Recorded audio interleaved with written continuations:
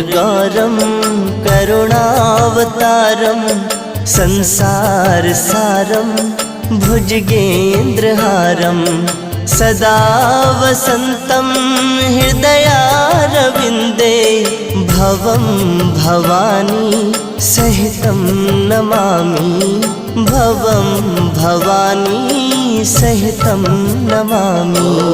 कर्पूरगौरं